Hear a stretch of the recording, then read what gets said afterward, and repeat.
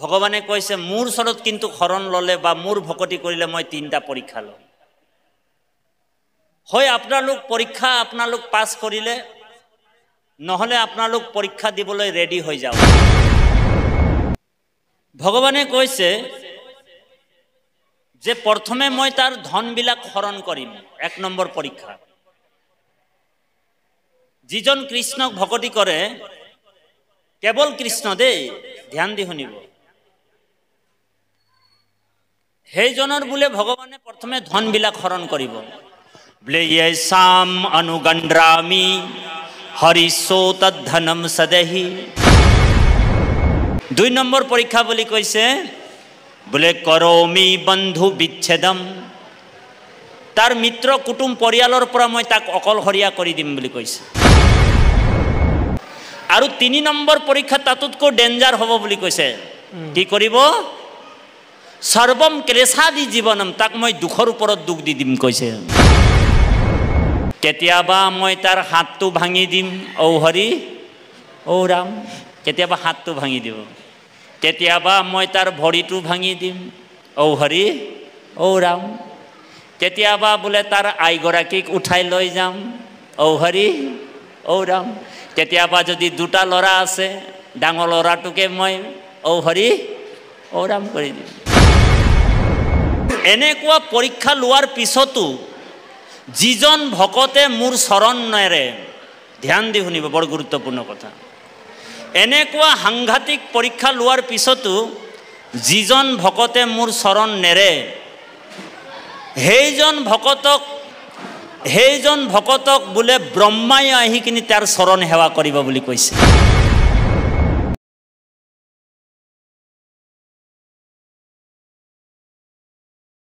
ভাগৱত শুনিবলৈ হ'লে 5টা নিয়ম পালন কৰিবলৈ কৈছে, ধ্যান দি শুনিব। আমি যতেই ভাগৱতৰ কথা শুনিবলৈ যাওঁ, এই 5টা নিয়ম পালন কৰিব লাগিব। আমি পাঠকসকলকো কৈছোঁ আৰু শ্ৰৱণ যিসকল কৰি আছে সেইসকলকো কৈছোঁ, আৰু যিসকল উদ্যোক্তাই এই অনুষ্ঠানটো পাতিছে সেইসকলকো আমি কৈছোঁ। ভাগৱতত উল্লেখ আছে যে আমি 5টা নিয়ম পালন কৰিহে ভাগৱতৰ কথা শুনিব লাগে।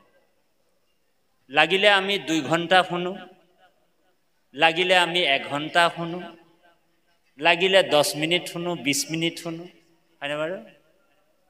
5টা নিয়ম পালন কৰি আমি কৃষ্ণ কথা শুনিবলৈ কৈছে আমাৰ গুৰুজনাই।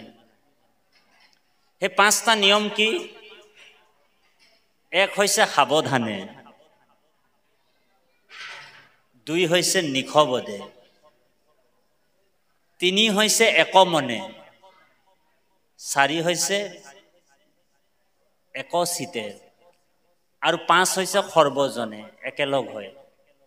এই 5টা নিয়ম পালন কৰি আমি কৃষ্ণ কথা শুনিব লাগিব, তেতিয়া আমাৰ ভাগৱত শুনাৰ সাৰ্থক হ'ব। বুজিছেনে বা? লাগিলে 2 ঘণ্টা শুনো, 1 ঘণ্টা শুনো। সেইকাৰণে শ্ৰোতা 2 প্ৰকাৰৰ আছে দেই বাপ, ধ্যান দি শুনিব।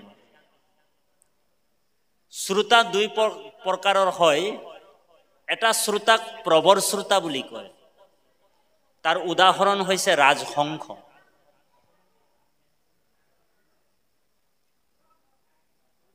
শ্ৰোতা 2 প্ৰকাৰৰ, এটা হৈছে প্ৰবৰ শ্ৰোতা আৰু এটাক অবৰ শ্ৰোতা বুলি কয়। প্ৰবৰ শ্ৰোতা উদাহৰণ হৈছে ৰাজহংস, ৰাজহাঁহ। এবিধ ৰাজহংস আছে, দিব্য ৰাজহংস, আমাৰ ইয়াত নাপায়। সেই ৰাজহংসটোক যদি আপুনি গাখীৰ আৰু পানী মিক্স কৰি দিয়ে, ৰাজহংসই অকল গাখীৰবিলাক খাই কিনি নীৰ এৰি ক্ষীৰ খায়। তাৰমানে নীৰ মানে পানী, ক্ষীৰ মানে গাখীৰ। পানীবিলাক এৰি কিনি গাখীৰ খাই পেলাব, এনেকুৱা ৰাজহংস আছে। আৰু আমাক শ্ৰোতা তেনেকুৱা হ'ব লাগিব বুলি কৈছে। আমি সাৰ তত্ত্বটো ল'ব কোচিছ কৰিব লাগিব, বুজিছেনে বাৰু? সেই শ্ৰোতাটোক প্ৰবৰ শ্ৰোতা বুলি কয়। আৰু অবৰ শ্ৰোতা 2 প্ৰকাৰৰ আছে। এক হৈছে অজ, অজ মানে ছাগলী, আৰু দুই হৈছে বৃষ, বৃষ মানে ষাঁড় গৰু। কিছুমান মানুহ ভাগৱতলৈ যাওঁ বুলি ধুনীয়াকৈ সাজি কাচি ঘৰৰ পৰা ধুনীয়াকৈ বিউটিফুল হৈ কিনি ওলাই আহে, হয়নে বাৰু? আৰু নামঘৰত আহি আমাৰ এই আইসকলক কোৱা নাই, আমাৰ নাহৰকটীয়া যি বৰনামঘৰৰ আইসকলক কোৱা নাই, কিছুমান জাগাত আমি পাইছোঁ, সেইকাৰণে কৈছোঁ।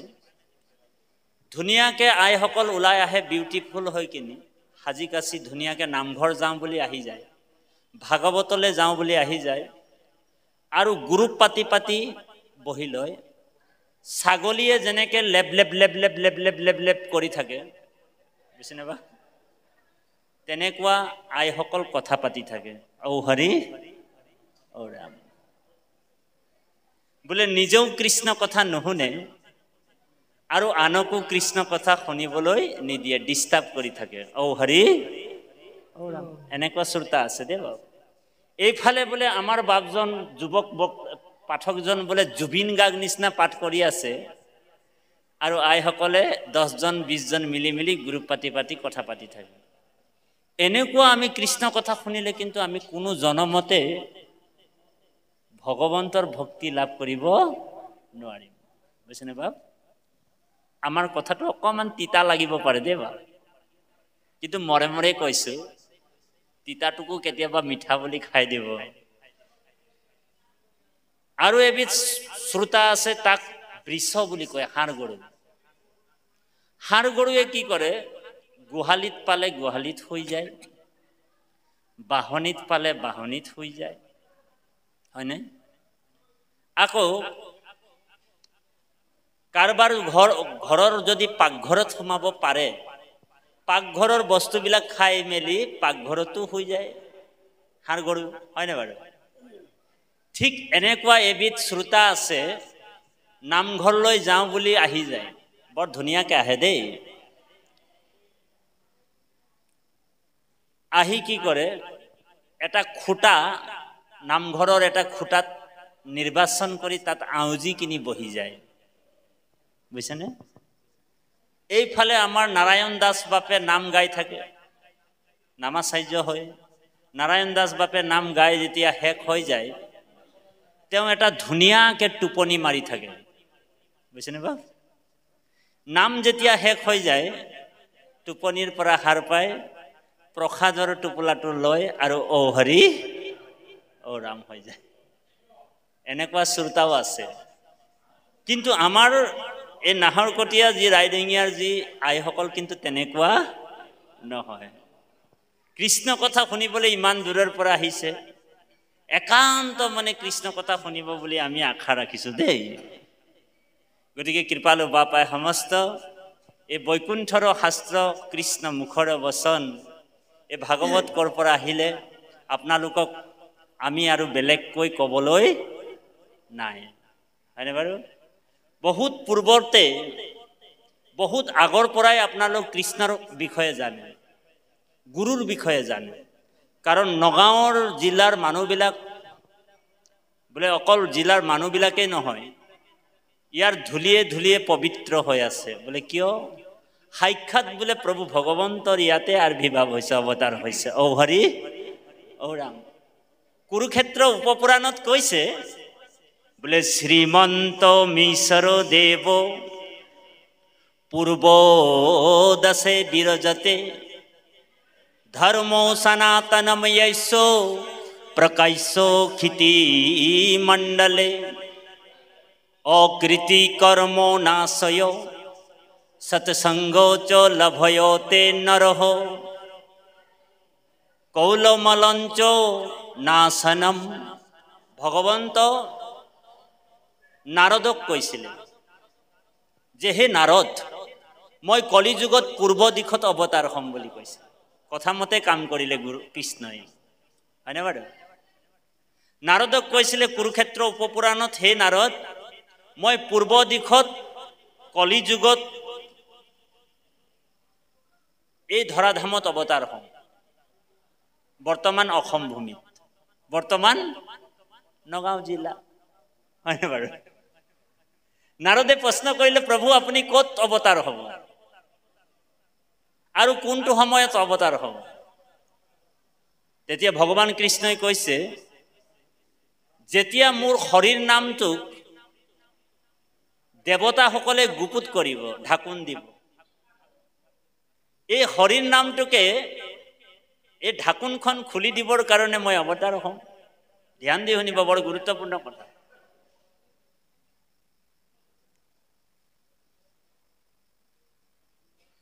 মহাপুৰুষ মাধৱদেৱে ঘোষাত লিখিছে যে মই যেতিয়া হৰিৰ নামটো, মোৰ যি হৰিৰ নাম, যি সুপ্ৰিম সোল, দেৱতাসকলে গুপুত কৰিব, ঢাকোন দিব, এই হৰিৰ নামটোক কলিযুগত মই আকৌ প্ৰচাৰৰ কাৰণে শংকৰ স্বৰূপে মই অৱতাৰ হ'ম বুলি কৈছে। বোলে গুপ্তম হৰিয়ম যশ বৈষ্ণৱম বিপুলম কীৰ্তি দেৱতা হৰি শংকৰে ৰূপেণ নিজ ভক্তি প্ৰচাৰয়তে। গুপ্তম হৰিয়ম যশ বৈষ্ণৱম বিপুলম কীৰ্তি দেৱতা হৰি শংকৰে ৰূপেণ, ভগৱান শংকৰ স্বৰূপে আহি আকৌ এই হৰিৰ নামটোক প্ৰচাৰ কৰিব। সেইকাৰণে মহাপুৰুষ মাধৱদেৱে ঘোষাত লিখিছে, সকলোৱে গাব দেই, হে আদি সত্য যুগে, সকলোৱে গাব, হে আদি সত্য যুগে শুদ্ধ ধৰ্ম, হে আছিলে ক মাত্ৰ হৰি নাম, দেৱ হবে গুপ্ত কৰিলা কৰি কপট, হেন হৰিৰ নাম ব্যক্ত কৰি সমস্ত লোকক উদ্ধাৰিলা, শ্ৰীমন্ত শংকৰে ভাঙিলা সবাৰু পট। হয়নে বাৰু? সেইকাৰণে বাহিৰে ভিতৰে সকলোৱে উচ্চ কণ্ঠৰে গুৰুজনাক এভাগী সংবৰ্ধনা জনাব দেই বাপ। বোলে তাঁতি বাপে আৰু বেলেগকৈ আপোনালোকক কি ভাগৱতৰ কথা শুনাব? আপোনালোক জন্মৰ পৰাই সংস্কাৰ হৈ আছে। আপোনালোকৰ কীৰ্তন দশম ঘোষা ৰত্নাৱলীৰ মধ্যেই আপোনালোকৰ জন্ম হৈছে। ঔ হৰি ঔ ৰাম। তাঁতি বাপে আৰু বেলেগকৈ আৰু আপোনালোকক কি ভাগৱতৰ কথা শুনাই আনন্দ দিব? তথাপিও উপায় নাই, তাঁতিক আনিলে মাটি ক'বই লাগিব আৰু, হয়নে বাৰু বাপ? কৃষ্ণ তাঁতিক আনিলে মাটিটো অকণমান হ'লেও ক'বই লাগিব কৃষ্ণ কথা। গতিকে উচ্চ কণ্ঠৰে বাহিৰে ভিতৰে সকলো একেলগে হৰিৰূপী ব্ৰহ্মাণ্ড লৰি যোৱাকৈ কৃষ্ণ কৃষ্ণ নাম ল'ম, গুৰুৰ নাম ল'ম। সেইকাৰণে ভাগৱতত পদৰ শেষে শেষে আমাৰ গুৰুজনাই কৈছে, ডাকি বোলা ৰাম ৰাম, হয়নে বাৰু? আমাৰ গুৰুজনাই ভাগৱতত লিখিব পাৰিলেহেঁতেন, মনে মনে বোলা ৰাম ৰাম। ইয়াৰ ৰহস্যটো জানেনে? কিয় আমাৰ গুৰুজনাই ডাকি বোলা ৰাম ৰাম লিখিছে? আমাৰ গুৰুজনাই মনে মনে বোলা ৰাম ৰাম বুলি লিখিব পাৰিলেহেঁতেন। ইয়াৰ ৰহস্যটো এইটোৱে, যেতিয়া আমি কৃষ্ণ বুলি ক'ম, ৰাম বুলি ক'ম, আমাৰ আত্মাটো হাৰ পাই যাব। বুজিছেনে বাপ? আত্মাটো আমাৰ হাৰ পাই যায়। অষ্টদল পদ্ম কমলৰ ৰাজহাড়ৰ ৰজ্জু নামৰ ঠাইত আত্মাটো আছে বুলি কৈছে তৈত্ৰয় উপনিষদত। আমাৰ আত্মাটো ক'ত আছে? অষ্টদল পদ্ম কমলৰ ৰাজহাড়ৰ ৰজ্জু নামৰ ঠাইত আত্মাটো আছে। যেতিয়া আপুনি মই কৃষ্ণ নাম ল'ম, গুৰুৰ নাম ল'ম, ভগৱানৰ নাম ল'ম, আত্মাটো আমাৰ হাৰ পাই যায়। সেইকাৰণে গুৰুজনাই কৈছে, ডাকি বোলা ৰাম ৰাম। আত্মাটো কিমান সূক্ষ্ম তৈত্ৰয় উপনিষদত কৈছে, বোলে বালাগ্ৰ শত ভাগস্য চুলি এডাল যদি আমি টানি আনো দেই বাৰু আত্মাটো কিমান সূক্ষ্ম জানেনে বোলে বালাগ্ৰ শত ভাগস্য শতধা কল্পিতস্য সৌভাগ জীৱ বিজ্ঞয় সানন্তায় কল্পতৈছে এডাল চুলি যদি আমি টানি আনো মূৰৰ পৰা তাক যদি 1000 টুকুৰা কৰোঁ এটা টুকুৰা যদি আমি লওঁ যিমান সূক্ষ্ম হ'ব আত্মাটো ইমান সূক্ষ্ম বুলি কৈছে আৰু সেই এটা টুকুৰা লৈ কিনে আকৌ 100 টুকুৰা কৰিলে আৰু এটা টুকুৰা যিমান সূক্ষ্ম হয় সিমান সূক্ষ্ম আত্মাটো বুলি কৈছে ধেমালি কথা নেকি সেই আত্মাটো আপোনাৰ গাত যিটো আছে এটা পৰুৱাৰ গাত সিমানে আছে সেই পৰুৱাৰ গাত যিমানটো আছে এজনী হাতীৰ গাতো সিমানে আছে গতিকে আমাৰ গুৰুজনাই সেইকাৰণে কৈছে যে ব্ৰহ্মা আদি কৰি জীৱ যত ৰাম ৰাম ৰাম ৰাম মায়া শয্যা মাজে আশ্ৰয় ঘুমতি যায় তুমি হে চৈতন্য এই আত্মাটোক জগাবলৈ হলে কি কৰিব লাগিব উচ্চ কণ্ঠৰে ঈশ্বৰৰ নাম ল'ব কৈছে ডাকি বোলা ৰাম ৰাম ভাগৱতৰ পদৰ হেকে হেকে লিখিছে গতিকে উচ্চ কণ্ঠৰে গুৰুৰ নাম ল'ম সকলোৱে সহযোগ কৰিব দেই সকলোৱে হৰিৰূপী ব্ৰহ্মাণ্ড লৰি যোৱাকৈ গুৰুৰ নাম ল'ব গুৰুৰ নাম আৰু কৃষ্ণ নাম ল'বলৈ কেতিয়াও লাজ আৰু ভয় কৰিব নালাগে উচ্চ কণ্ঠৰে কওক জয় জগতগুৰু শ্ৰীমন্ত শংকৰদেৱ জয় জগতগুৰু শ্ৰীমন্ত শংকৰদেৱ কি ৰকম মানুষ ৰে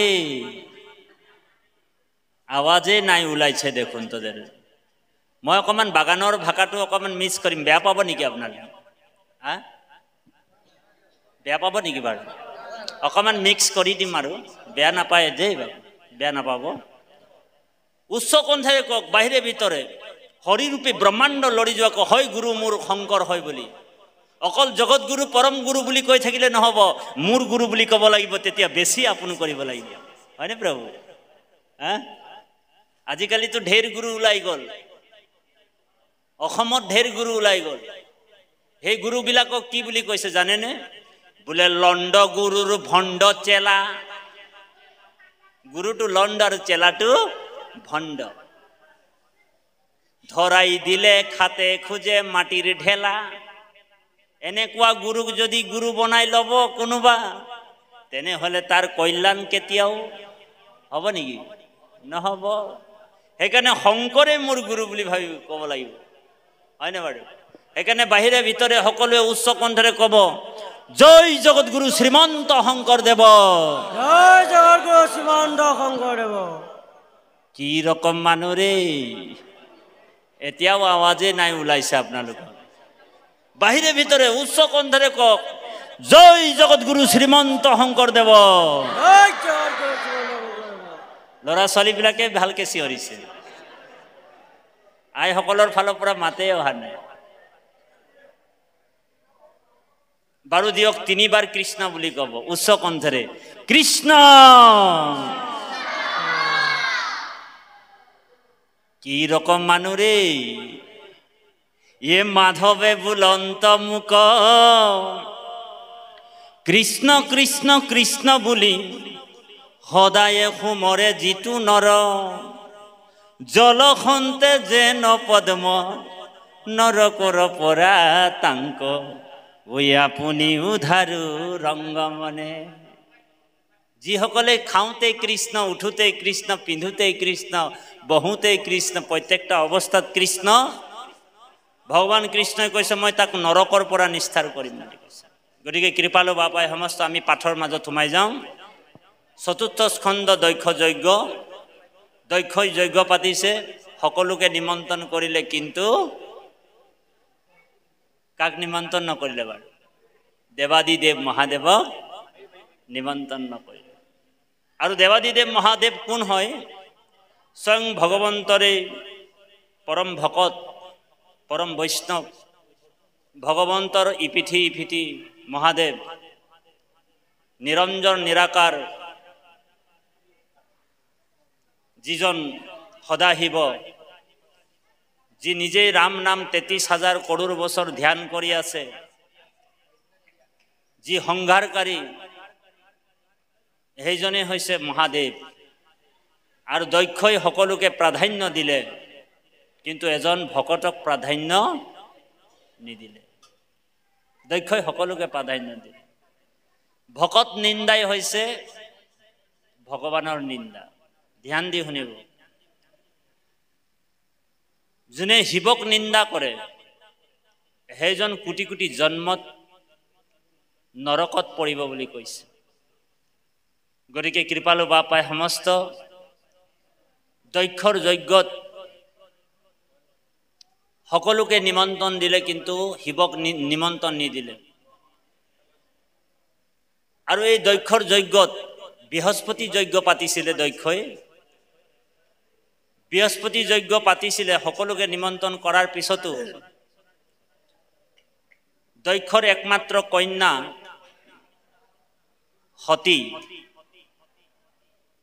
সতীয়ে সেই যজ্ঞলৈ যাবৰ কাৰণে নিজৰ স্বামীক কাকুতি কৰিছে, মিনতি কৰিছে। তিনিটা জাগাত যাবলৈ হলে আমাৰ বাধা নাথাকে। ধ্যান দি শুনিব, বৰ গুৰুত্বপূৰ্ণ কথা। তিনিটা জাগাতে যাবলৈ হলে আমাৰ বাধা নাথাকে, আৰু গলেও আমাৰ পাপ নহয়। এক নম্বৰ হৈছে পিতৃ মাতৃ গৃহত নিমন্ত্ৰণ নকৰাকৈ যাব পাৰে, সেইটো অপৰাধ নহয়। এক। দুই নম্বৰ হৈছে গুৰুৰ গৃহলে বিনা নিমন্ত্ৰণতো যাব পাৰে, সেইটো অপৰাধ নহয়, পাপ নহয়। দেৱা। আৰু ভগৱন্তৰ য'ত গুণনাম শ্ৰৱণ আৰু কীৰ্তন ধৰ্ম পালন কৰা হৈছে, য'ত ভাগৱত শ্ৰৱণ কীৰ্তন হয়, সেই জাগাত আপুনি নিমন্ত্ৰণ নোহোৱাকৈ যাব পাৰে। তাত কোনো আপোনাক বাধাও নিদিয়ে আৰু অপৰাধো নহয়। সতীয়ে বাৰে বাৰে নিজৰ স্বামীক, স্বামী হৈছে ঈশ্বৰ, নিজৰ স্বামীক বাৰে বাৰে কাকুতি কৰিছে, মিনতি কৰিছে, কিন্তু মহাদেৱ অন্তৰ্যামী হয়। দেৱাদিদেৱ মহাদেৱ অন্তৰ্যামী, ভূত ভৱিষ্যৰ কথা জানে। যদি সতী সেই যজ্ঞলৈ যায়, তেতিয়া সতী কি হ'ব? দাস হ'ব বুলি কৈছে। গতিকে সেই সতীক বাৰে বাৰে মহাদেৱে মানা কৰিছে। কিয় মানা কৰিছে? সতী হৈছে ভগৱান শিৱৰ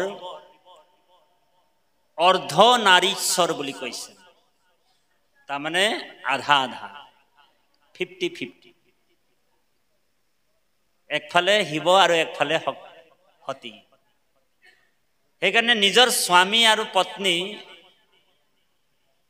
নিজৰ স্বামীজন আৰু পত্নী গৰাকী এটাই মাত্ৰ শৰীৰ। একফালে স্বামী আৰু একফালে জায়া, পত্নী। তাক অৰ্ধাংগিনী বুলি কোৱা হয়। সেইকাৰণে নাৰী বা স্ত্ৰী বা অৰ্ধাংগিনী কোৱা হয়। গতিকে কৃপালু বাপাই সমস্ত আমি পাঠ ভিত্তিত অকণমান আলোচনা কৰিম। ইয়াত কৈছে, যিটো আপোনাৰ শৰীৰক জাক দেই, তাকো কি সামান্য প্ৰয়োজন নসাধয়। মোক অনুগ্ৰহ জানো এতেকে কৰিবা, কৰিলো বিদায় প্ৰভু আপুনি থাকিবা।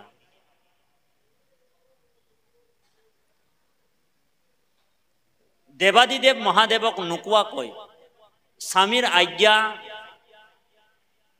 ভংগ কৰি সতীয়ে দক্ষৰ গৃহলৈ গুচি গ'ল। সেইকাৰণে কৃপালু বাপাই সমস্ত, যদি আমি স্বামীৰ আজ্ঞা পালন নকৰোঁ, কাৰণ স্বামী তপ, স্বামী জপ, স্বামী যোগ ধ্যান বুলি কৈছে, হয়নে? স্বামী বিনে মই নিচিন্তু আন বুলি কৈছে, হয়নে? স্বামীক নুসুধি মই নকৰোঁ গমন বুলি কৈছে। স্বামীক নুসুধাকৈ কলৈ যাবও নালাগে, কাৰণ নাৰী স্বতন্ত্ৰ নহয়। ধ্যান দি শুনিব, বৰ গুৰুত্বপূৰ্ণ। নাৰীক স্বতন্ত্ৰতা যদি দি দিয়া হয় তেতিয়া পুৰুষৰ মৰ্যাদাটো একেবাৰে নাইকিয়া হৈ যাব। সেইকাৰণে আজিকালি কলিযুগত আকৌ নাৰীসকলক স্বতন্ত্ৰতাটো দি দিলে আৰু সেই স্বতন্ত্ৰতা দিয়াৰ কাৰণে নাৰীসকলে কি কৰিছে পুৰুষতকৈ ছাৰ হৈ গৈছে। ঔ হৰি ঔ ৰাম, পুৰুষতকৈ ছাৰ হৈছে। কলিযুগৰ নাৰীসকল পুৰুষতকৈ ছাৰ হৈ গ'ল। কেলে হ'ল? এই যে যিটো স্বতন্ত্ৰ দিয়ে দিয়া হৈছে নাৰী সমাজক, নাৰী সমাজক ইমান স্বতন্ত্ৰ দিব নালাগে, কিন্তু কিছু কিছু ক্ষেত্ৰত আমি স্বতন্ত্ৰ দিব লাগিব। এতিয়া কি ক্ষেত্ৰত স্বতন্ত্ৰ দিব লাগিব? ভকতি কৰিবৰ কাৰণে স্বতন্ত্ৰ দিব লাগিব, বুজিছেনে বাপ? কাৰণ নাৰীকে স্ত্ৰী আমাৰ ধৰ্ম পৰায়ণী বুলি কয়, হয়নে বাৰু? সুনীতি পৰায়ণী বুলি কয়। এগৰাকী পত্নীয়ে নিজৰ স্বামীজনক ৰক্ষা কৰিব পাৰে বুলি কৈছে, তেওঁৰ ব্ৰত যদি নিষ্ঠা থাকে। সেইকাৰণে আগৰ ক্ষত্ৰিয়বিলাক যেতিয়া যুদ্ধ কৰিবলৈ যায়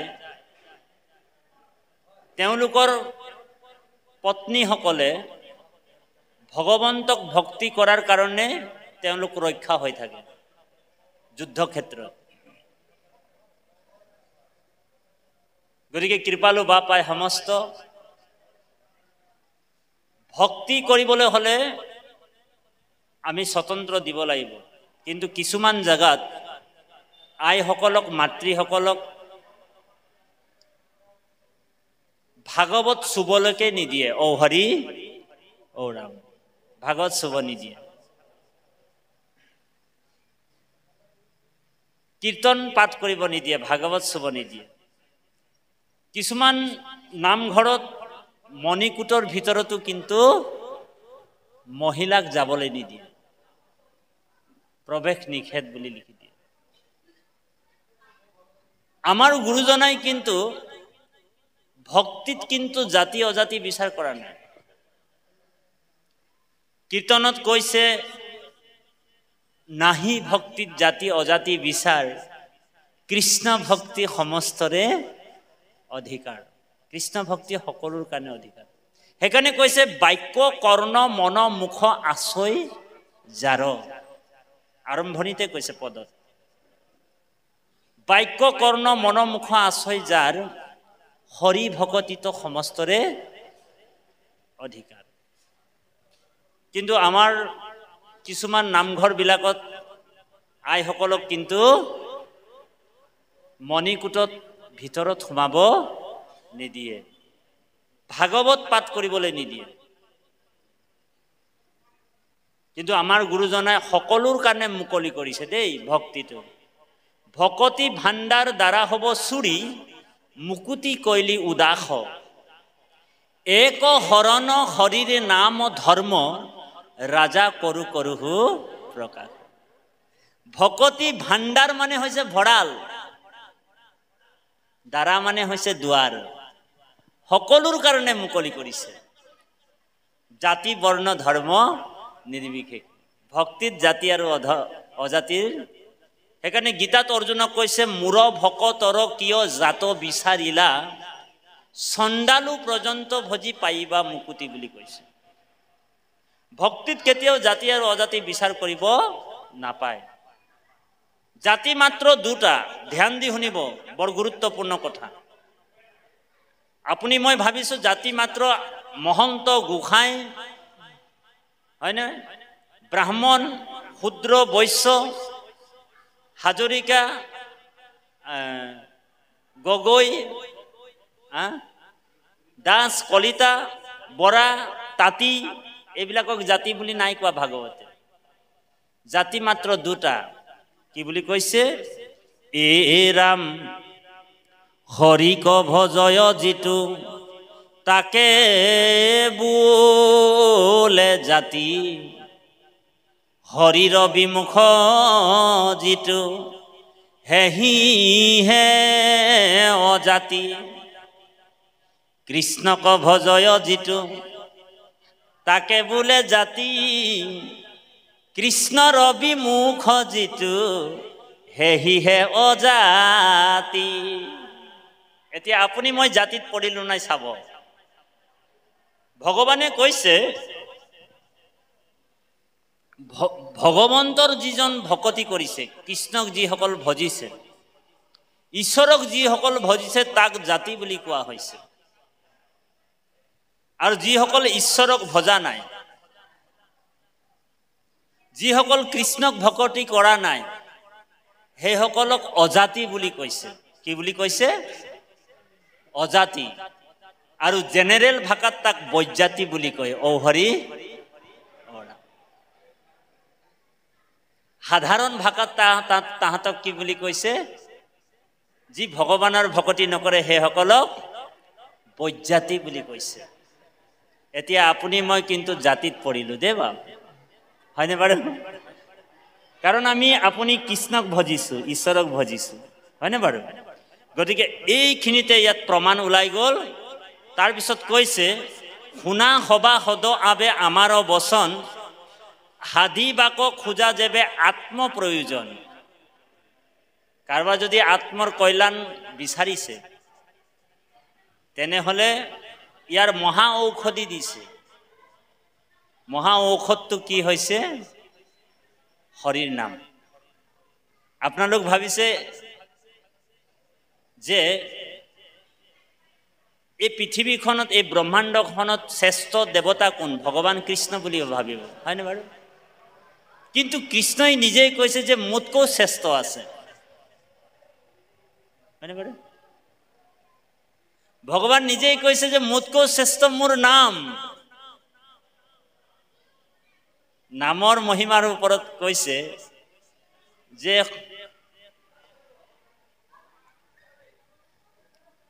কোটি কোটি যদি গৰু দান কৰে, হয়নে বাৰু?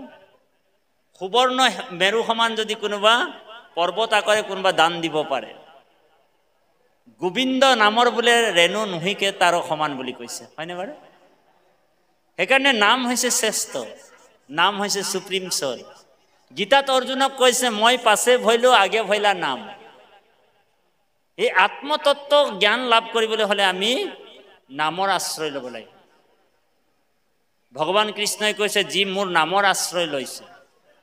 নাম আৰু মোৰ মাজত ভিন্নতা নাই, নাম আৰু নামীৰ মাজত ভিন্নতা নাই। যেই নাম সেই হৰি ভজা অনিষ্ট কৰি আপোনাৰ নামৰ সং নচাৰন্ত হৰি।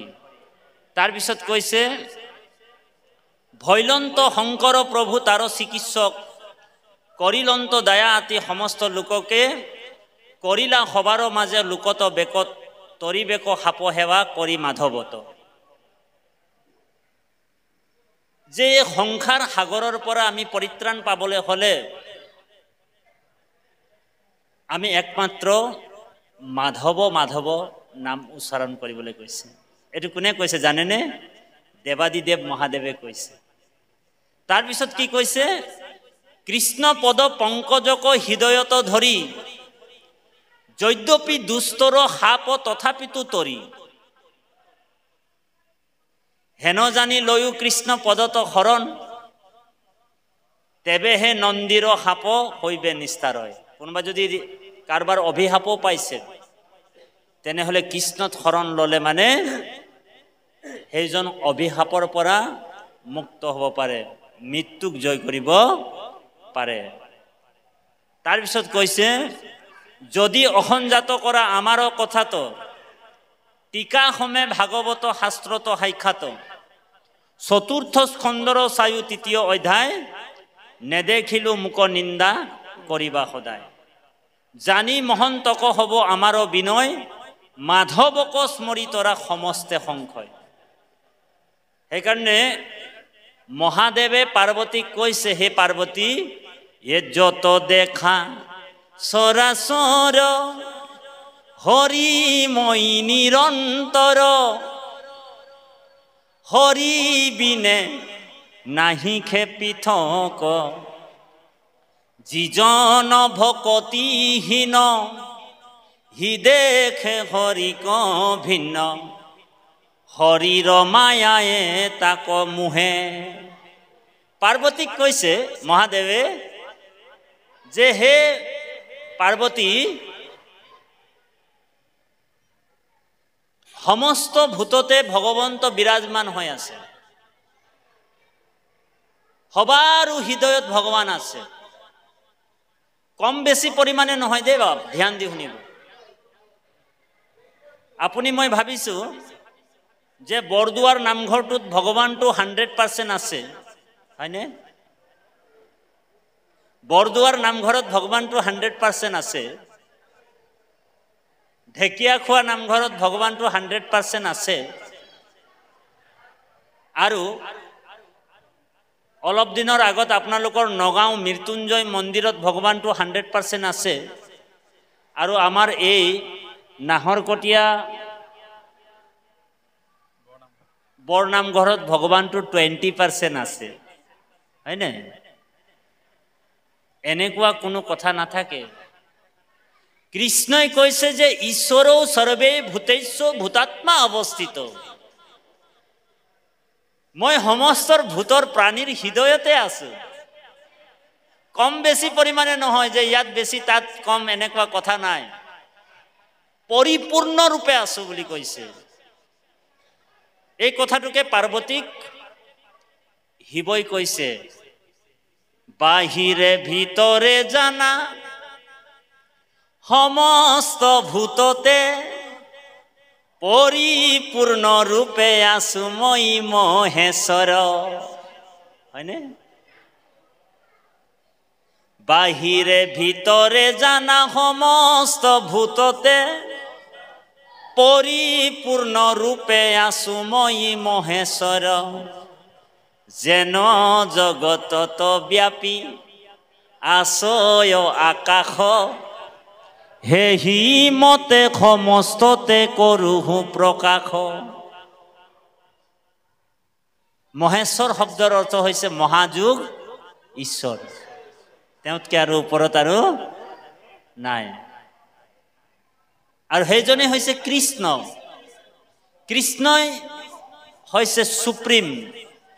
সেইকাৰণে মহাপুৰুষ মাধৱদেৱে ঘোষাত লিখিছে, সকলোৱে গাব, হে কৃষ্ণ এক দেৱ দুখ হাৰি, হে কাল মায়া দিৰো অধিকাৰী, কৃষ্ণ বিনে শ্ৰেষ্ঠ দেৱ নাহি নাহি আৰ, সৃষ্টি স্থিতি অন্তকাৰী দেৱ, হে তান্ত বিনে আন হে নাহি কেব, হে জানিবা বিষ্ণু হে সমস্ত জগতে সাৰ। যিজন সকলোৰ হৃদয়ত আছে দে বাপ। সেইকাৰণে ভাগৱত কি হয়? ভাগৱত কি হয় বাৰু? আপুনি মই ভাবিছোঁ ভাগৱত কিতাপ হয়, ভাগৱত শাস্ত্ৰ হয়, হয়নে? ভাগৱত গ্ৰন্থ হয়। ভাগৱত না কিতাপ হয়, না গ্ৰন্থ হয়, না শাস্ত্ৰ হয়। ভাগৱত স্বয়ং ভগৱান হয়। বোলে ইদম ভাগৱতম নামম পুৰাণম ব্ৰহ্ম সমন্বিতম, ইদম ভাগৱতম নামম পুৰাণম ব্ৰহ্ম সমন্বিতম। ভাগৱত সাক্ষাৎ ব্ৰহ্মৰ স্বৰূপ বুলি কৈছে কৃষ্ণ। আমাৰ আগফালে কোন আছে? বোলে কৃষ্ণ আছে। আমাৰ গুৰুজনাই কৃষ্ণক প্ৰতিষ্ঠা কৰি থৈছে, হয়নে বাৰু? আসনত কোন আছে? বোলে কৃষ্ণ আছে, হয়নে বাৰু? আৰু আপুনি মই ভাবিছোঁ ইমান দূৰৰ পৰা আমি কৃষ্ণ কথা শুনিবলৈ আহিলোঁ, সেইটো মিছা কথা। আমাৰ শক্তি নাই আমি ইয়াত আহি বহিবলৈ, তাতি বাবৰ শক্তি নাই কৃষ্ণ কথা ক'বলৈ। আমাক কোৱাইছে কোনে? বোলে কৃষ্ণই কোৱাইছে। আপোনালোকক শুনাইছে কোনে? বোলে কৃষ্ণই শুনাইছে। কাৰণ আপোনালোকৰ হৃদয়ত কৃষ্ণ আছেই। কৃষ্ণৰ কৃপাতে ব্ৰহ্মাৰ ভৈলা জ্ঞান কৃষ্ণ কৃপা বিনে কাৰ্য সাধিবাক টান জ্ঞান বিজ্ঞান তদং আৰু ৰহস্য চতুৰ শ্লোকে ভাগৱত ভগৱন্তৰ কৃপাত কোনে পালে ব্ৰহ্মাই পালে হয়নে বাৰু ব্ৰহ্মাৰ নিজে নিজে জ্ঞান হৈছিলে নেকি নিজে নিজে জ্ঞান নাই হোৱা কাৰ কৃপাত পালে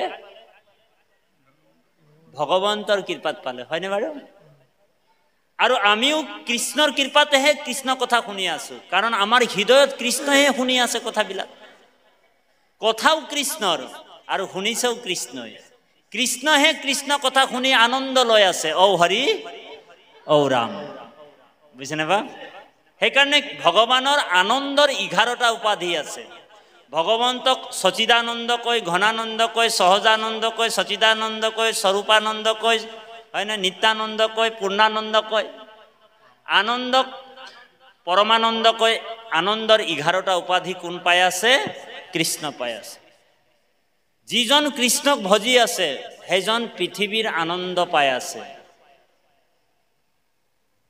কিন্তু কৃষ্ণক ভক্তি কৰিবলৈ সকলোৱে নাপায় আকৌ দেই কুটিৰ মাজত গুটি বুলি কৈছে ধ্যান দি শুনিব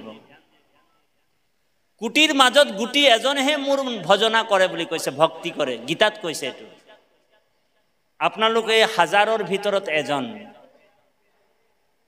বোলে বহুনাম জন্মনা অন্তে জ্ঞানবান মামো প্ৰপদ্যন্তে বাসুদেৱম সৰ্বম ইতি সো মহাত্মা সো দুৰ্লভ এনেকুৱা মহাত্মা পাবলে টান বুলি কৈছে কুটিৰ মাজত গুটি এজনহে মোৰ ভক্তি কৰিব বুলি কৈছে হাজাৰ হাজাৰ ভিতৰত কোনোবা এজনহে কৃষ্ণ ভক্তি কৰে সকলোৱে কৃষ্ণ ভক্তি কৰিব নোৱাৰে কাৰণ কৃষ্ণক ভজাৰ লগে লগে কৃষ্ণই পৰীক্ষা ল'বলৈ আৰম্ভই কৰি দিয়ে যিদিনাখন আপুনি ভগৱানৰ ভক্তি কৰিব সেই দিনাখনৰ পৰা আপোনাৰ পৰীক্ষা আৰম্ভ হৈ গ'ল সেইকাৰণে ভয়তে মানুহবিলাকে কৃষ্ণক নভজে ধ্যান দি শুনিব বৰ গুৰুত্বপূৰ্ণ কথা ভগৱানে কৈছে যি কৰে মোক আখ তাকো কৰো মই সৰ্ব নাখ সেইকাৰণে বহুতে ভগৱানৰ ভক্তি নকৰে কোটি কোটিৰ মাজত কোনোবা এজনহে মোৰ ভকত হ'ব বুলি কৈছে ভগৱানে কৈছে দশম স্কন্ধ ভাগৱতত কৈছে যে মোৰ ভকতসকলক যিসকল মোৰ ভক্তি কৰিবলৈ আগবাঢ়ি আহিব সেইসকলক মই 3টা পৰীক্ষা ল'ম বুলি কৈছে যুধিষ্ঠিক কৈছে ৰাজসূয় যজ্ঞত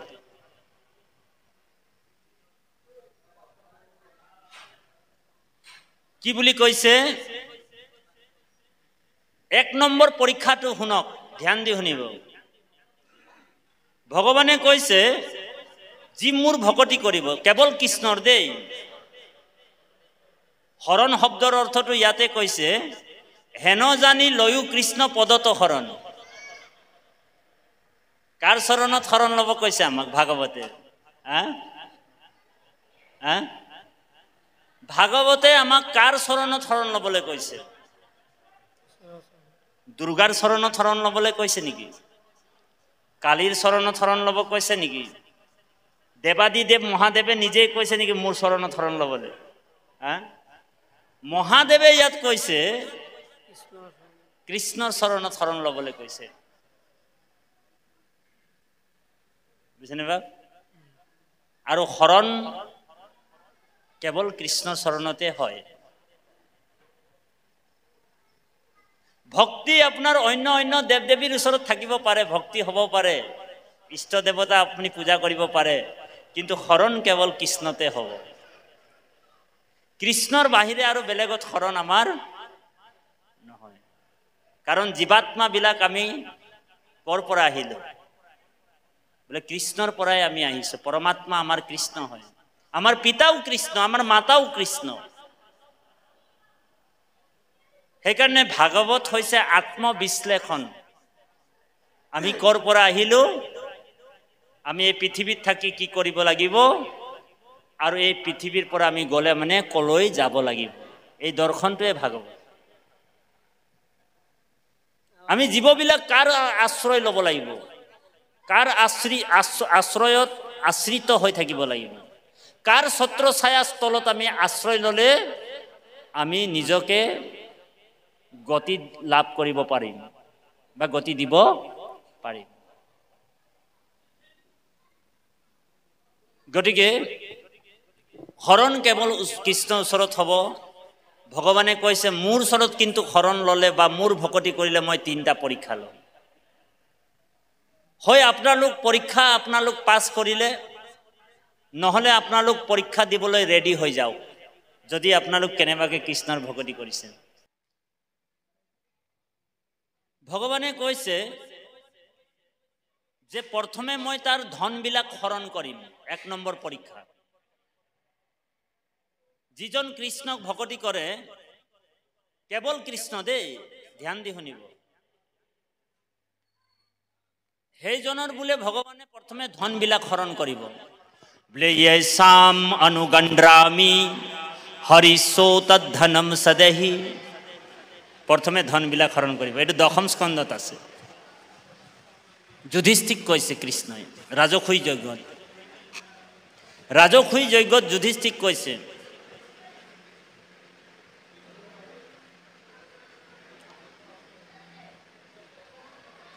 প্ৰথমে ধনবিলাক হৰণ কৰিম।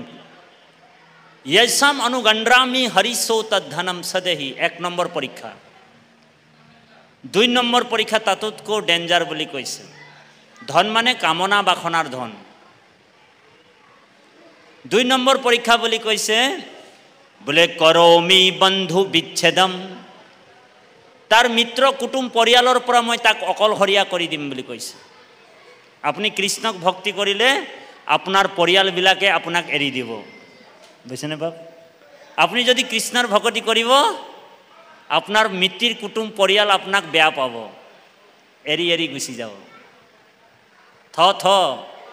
তহঁতি অকল কৃষ্ণ কৃষ্ণই কৈ থাক আৰু ঔ হৰি ঔ ৰাম।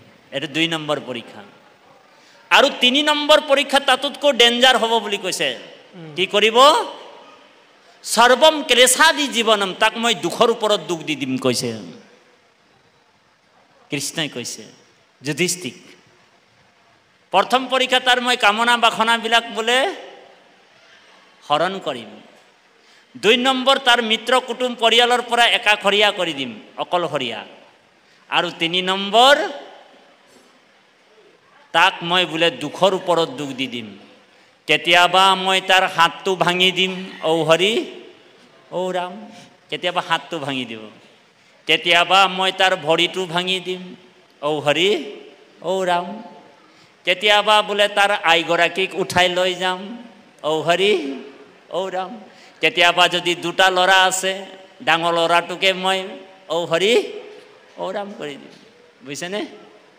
2জন ল'ৰা আছে, এজন ল'ৰাক মই উঠাই লৈ যাম, এক্সিডেণ্ট কৰাই ঔ হৰি ঔ ৰাম কৰাই দিম। সেইকাৰণে ভগৱানৰ ভকতি যেতিয়া কৰিবলৈ আগবাঢ়িব আপোনালোক, পৰীক্ষা কিন্তু প্ৰথমে হৈ যাব আপোনালোকৰ, বুজিছেনে? যিমান ভকতি কৃষ্ণক কৰিব সিমান আপোনালোকৰ পৰীক্ষা আৰম্ভ হৈ যাব। কেতিয়াবা বোলে মই তাৰ স্বামীজনকো উঠাই লৈ যাব আছোঁ। এনেকুৱা পৰীক্ষা লোৱাৰ পিছতো যিজন ভকতে মোৰ চৰণ নেৰে, ধ্যান দি শুনিব, বৰ গুৰুত্বপূৰ্ণ কথা। এনেকুৱা সাংঘাতিক পৰীক্ষা লোৱাৰ পিছতো যিজন ভকতে মোৰ চৰণ নেৰে, সেইজন ভকতক বোলে ব্ৰহ্মাই আহি কিনি তাৰ চৰণ সেৱা কৰিব বুলি কৈছে কৃষ্ণ। গতিকে কৃপালু বাপাই সমস্ত, সেইকাৰণে আমি যি কৰে মোক আখ, তাকো কৰোঁ মই সৰ্বনাশ।